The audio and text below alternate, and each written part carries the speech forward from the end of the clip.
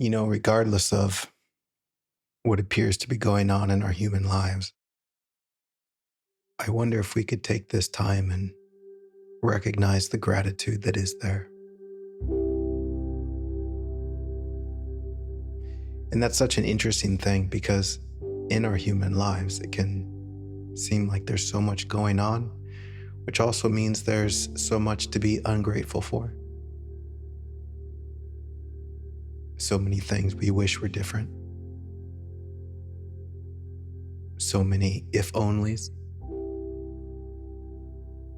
And yet, the beautiful thing about spirituality in its most genuine form is a simple invitation to come back to this moment and see what's actually happening. And for me, I guess in the most direct way, what is seen is that so much of what I think is happening isn't happening. Which also shows me that so much of my human life throughout my days, throughout my weeks, is a fascinating journey through my imagination.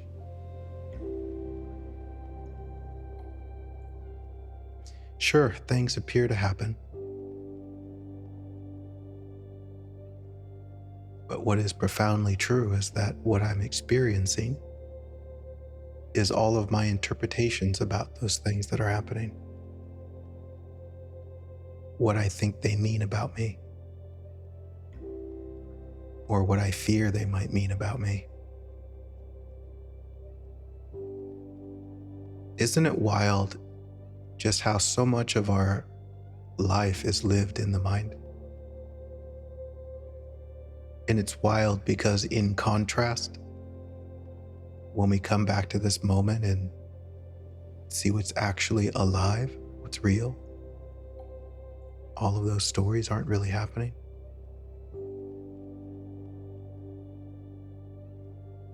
And what's kind of interesting and maybe bad news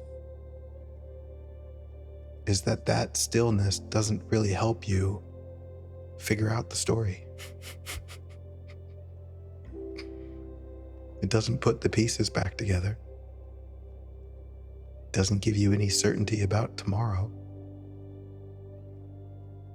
Which kind of speaks to why we might be so inclined to avoid such a stillness. This isn't helping me.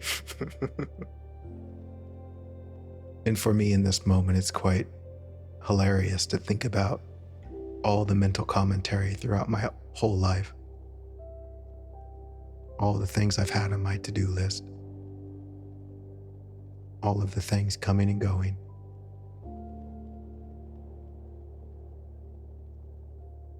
And yet I find myself right now in that same stillness that has always been there.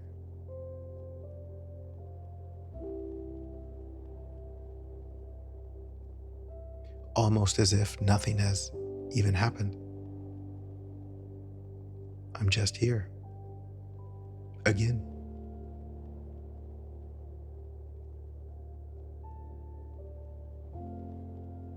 And there's an aspect in me that fights that. An aspect that says, no, but what about my life? What about these responsibilities? What about all of these demands on my attention? What about all the ways I might mess it up?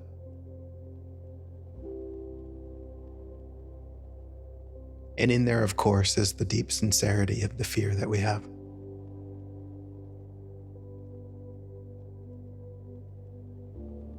The fear that makes it difficult to just be present, to just be here.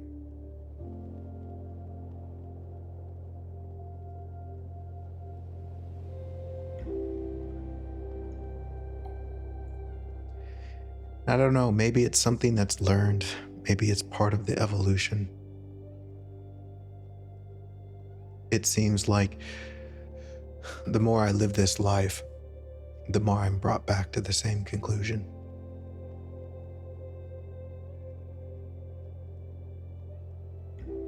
And I don't even know how to communicate that conclusion.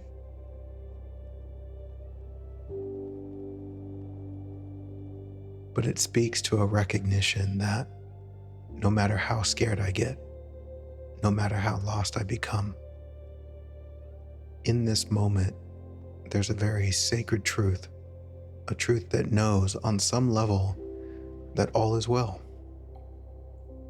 And I'm just scared. And the more I don't see that wellness,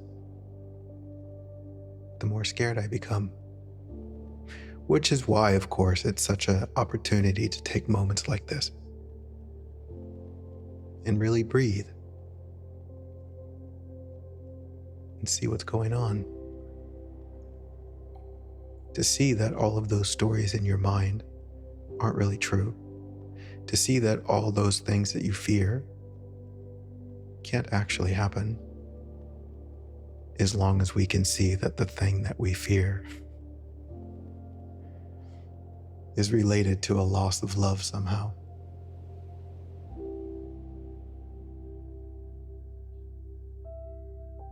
And it's in this great inhale that we might touch a remembering of how blessed we really are, wherever we find ourselves, in whatever life we appear to have. And not just blessed because of this or that, or what we have or what we don't have, but blessed because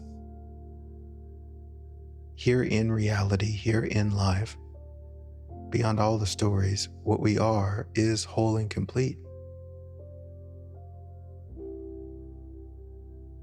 Blessed that all the stories aren't true. Even if we get lost, even if we forget,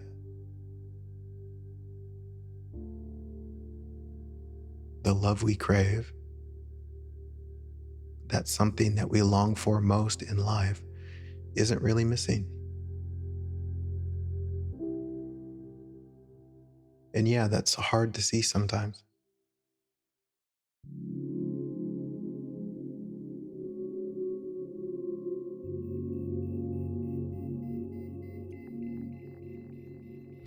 I think it's fascinating that this has been the point of spirituality throughout all of time. Right? Like there's 10,000 stories of spirituality, 10,000 different traditions, paths. But they're all an invitation to come back to this moment and see this sacred truth. It's very simple.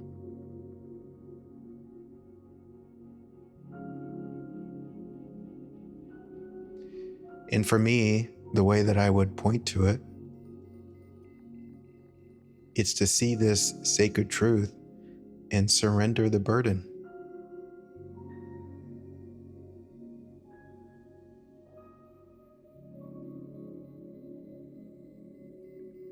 To lay it down, if only for a moment, and allow myself to truly breathe.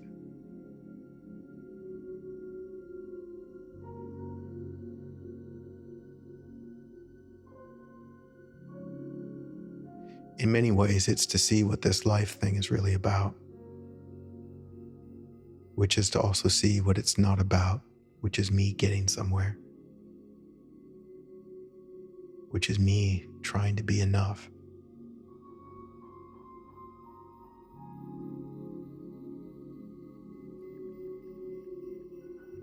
Which is me wanting to be approved of, wanting to be liked, yada, yada, yada. What this life is really about is the miracle of life itself.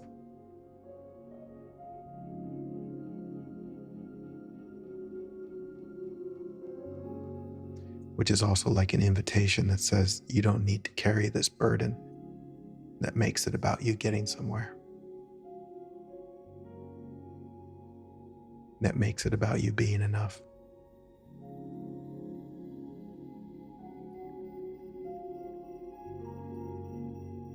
If anything, you're just invited to recognize the miracle that you're swimming in, The fact that you could go on this great adventure and still be here right now and still be whole and complete, albeit a little bit lost in the imagination. That's okay.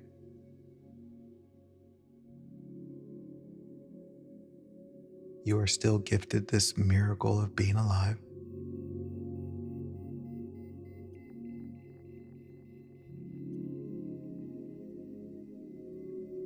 Which is also this opportunity to explore, to discover, to learn, to grow, which includes going through challenges.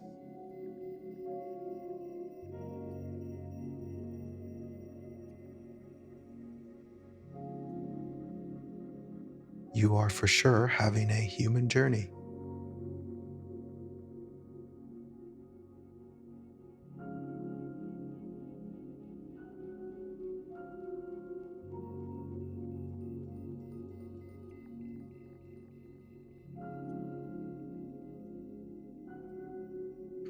And really, how beautiful is it to just acknowledge, yeah, sometimes I'm a mess. Isn't it beautiful that that can be okay? Which is like saying, yeah, sometimes I'm confused.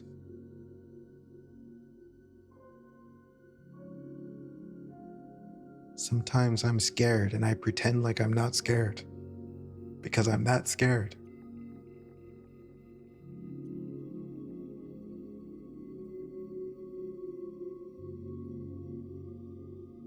Again, I look at this in context of relationships, right? Like if you're in a relationship with somebody that you deeply care about, whether it's a romantic partner or a child, when you look at that other human being with loving eyes, something in you just wants to embrace the totality of what they are. Like if you're scared, it's okay that you're scared. I've got you. I see that you're really okay.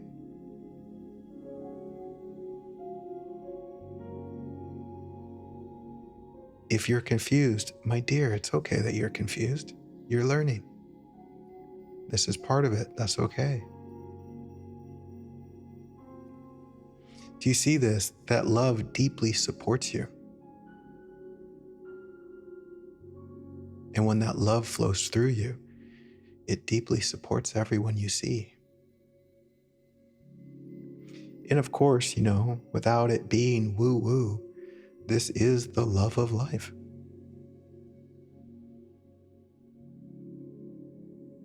This is a love that completely allows you to be you and supports you and sees that you're okay.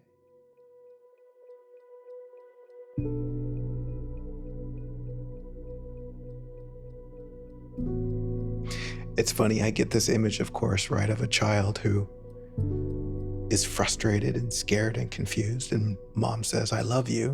And the child says, go away. I don't want your love. And isn't that what we do as well?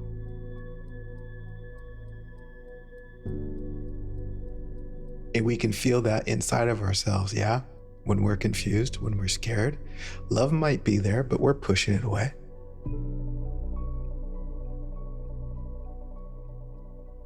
That's adorable. Do you think love is bothered by you pushing it away? No. Because it loves you regardless. Because it sees you're okay. And it sees that, oh, you're just having a tantrum right now. Okay, I'll let you have a tantrum. I love you.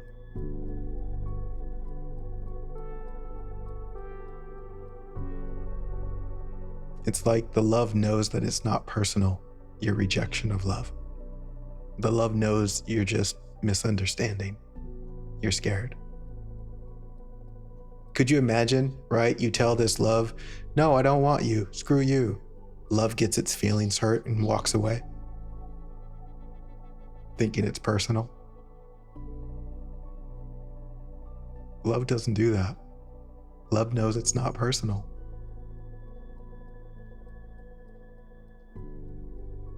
And can you see in some way that this points or illustrates, paints a picture of the love that is the fabric of life, where it is just this constant state of allowing for you to be you? It lets you push life away. It lets you hold on to your resentments. It extends to you a freedom to be you while it knows you're really okay. And it simply waits, right? It waits for this moment, maybe right now, where you come back to the present moment, exhausted in your fighting. And you open up a little bit.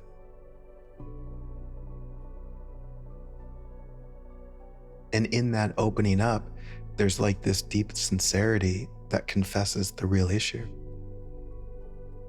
I'm just so scared.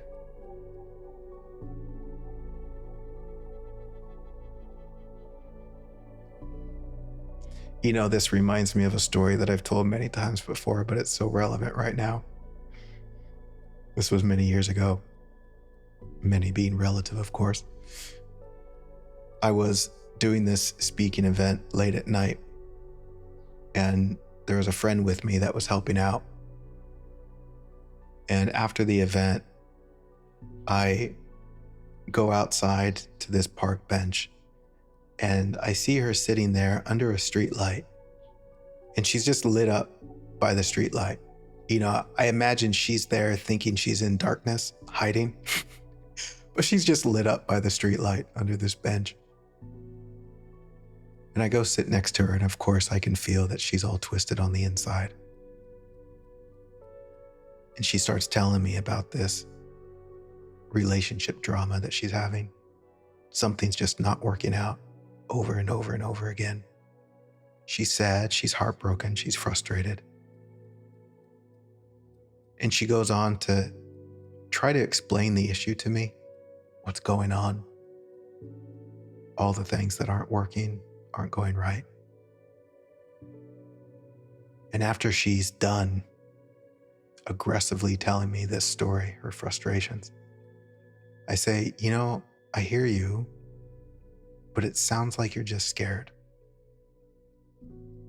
And she catches her breath and exhales sharply. I'm not scared. It's this and it's this and it's this. If only that. Yada, yada, yada. And I say, okay, but it still sounds like to me that you're scared. She gets a little bit more emotional, starts crying. I'm not scared, she says. And I pull her close. She puts her head into my shoulder, and there's tears and snot dripping on me. She's trying to rehash the same story, helping me understand, but I can't hear her amidst all the tears. It's this, and it's this, and it's this, and it's this. And I'm holding her, and I say, you know, I hear you. And you're just scared, and it's okay. And then through her continuous tears and crying, she says, I'm so scared.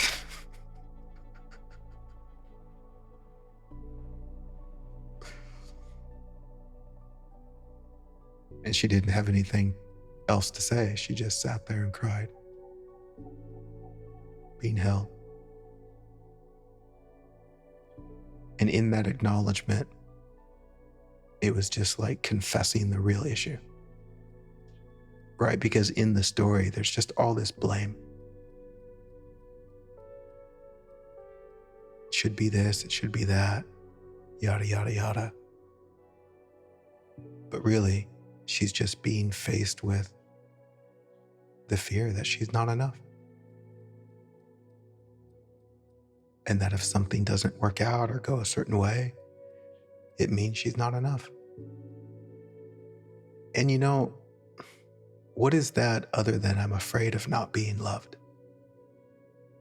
And sometimes it's hard to find that conclusion in our fear. But the more I look at my own experience and the more I talk to others, it always unravels back to that, the fear of love's absence.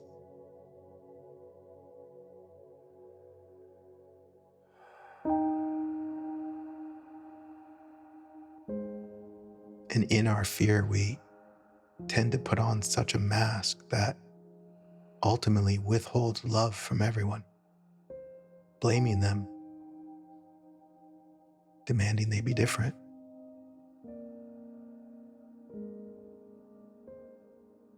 which of course doesn't allow us to let love flow. You see this, yeah? When we're so scared,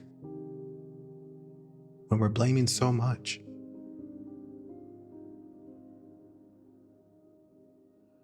we don't allow love to flow because we're so scared of what might happen. We might not get what we want.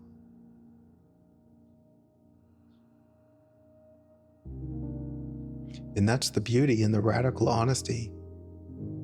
No matter what appears to be going on in our lives, if we're tormented on the inside, what's it really about? Because in this, we can forgive everyone. We can forgive circumstance and come back to the real heart of the matter.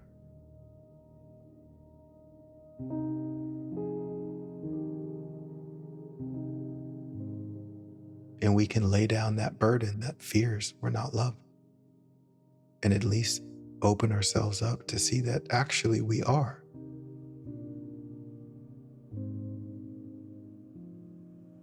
But we're just a little bit confused. We're lost in our imagination of how we think things should be, or what it is that we think we want so that we can be enough, so that we might see that we are enough as we are right now, in our humanity, in the realness of what we already are.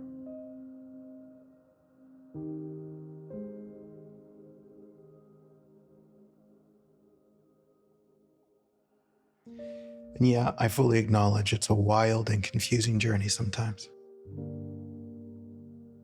I get that. But in many ways, that's what we signed up for. That's why we're here.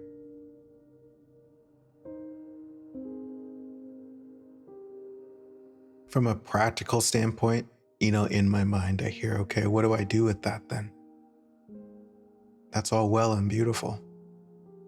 But what do I do with that? And I think it's very individual.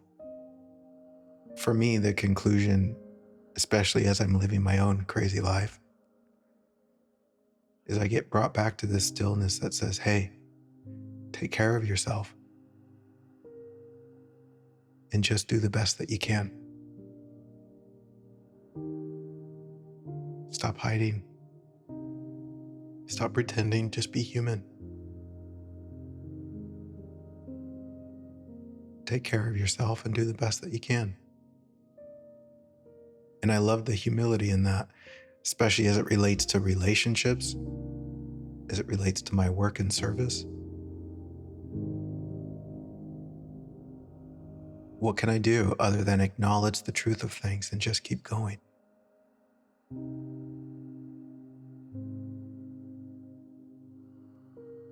And isn't that the life we've been living this whole time? Just keep going. Sometimes we're under this hypnotic spell that there's going to be some moment in the future that we finally arrive at and it fixes everything. And yet this whole time it's just been a journey of just keep going. Do the best that you can. Take care of yourself. Be honest. Be humble.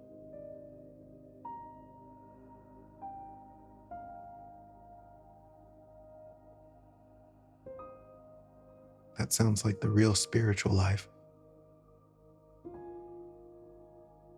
other than chasing some imagination of spiritual arrival.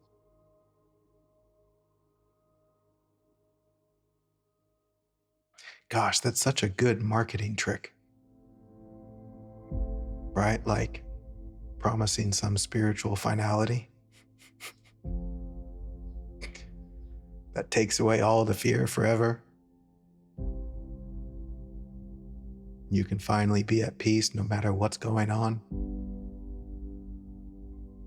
Never scared again, never suffer again. Everyone thinks you're super enlightened.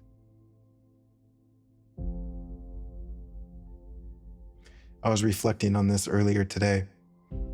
Just these illusions about spirituality and even insight in general, which makes sense because our human minds are very linear, past, present, and future, like we're going somewhere. And all of these spiritual insights, they're only speaking to the present moment, right? Like, say there's some sort of spiritual pointer that says, see the truth of things and you won't suffer. We assume like there's some final moment where we see the truth of things and then we never suffer again for the rest of our lives. But you see, this points to a moment by moment experience. It points to the eternal now. And then each day is a new life. Each day is a new opportunity to re-engage the insight in a whole nother dimension.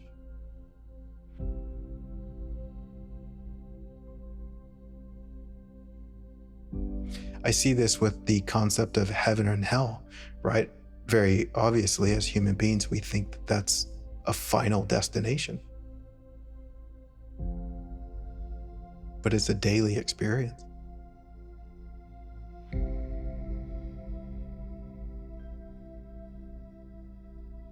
For the ones who see the truth, there is eternal life,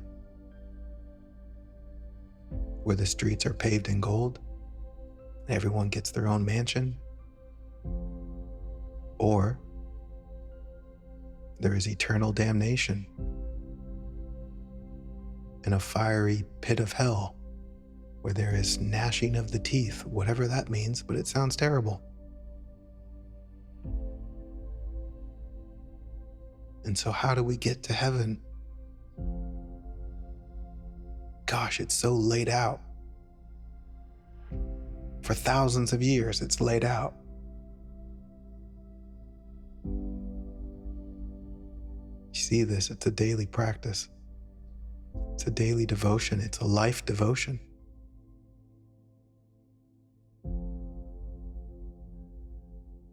And it's so beautiful because it transcends anything that might be going on the surface. Doesn't matter what's going on in your life. The truth is the truth. Suffering only comes from one place. And likewise, liberation only comes from one place.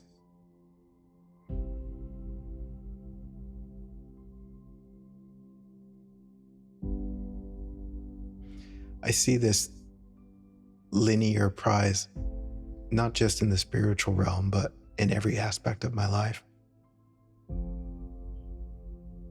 Like whatever we think the outcome is that we're chasing, we think that it'll be some sort of final prize that rescues us. Do you see that that's what we put our faith and trust in? That's where our heart is pointed towards something in the world that says, save me, save me.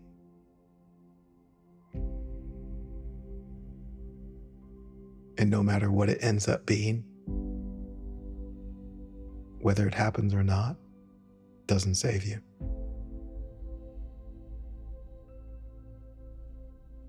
It offers you a temporary moment of comfort, but throws you right back into the mess of chasing something else.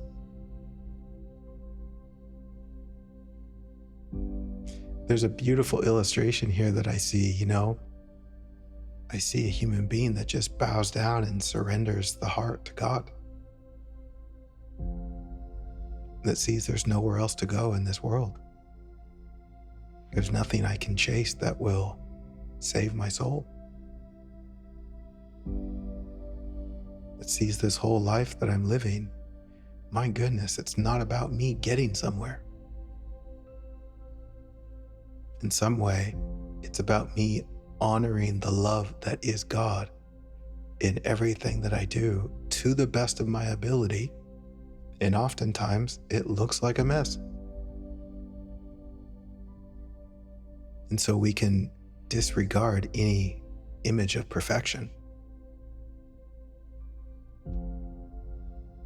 Maybe we might have moments where we're super impressed by ourselves in our ability to love so purely, but hold on for 15 minutes and you'll see something else.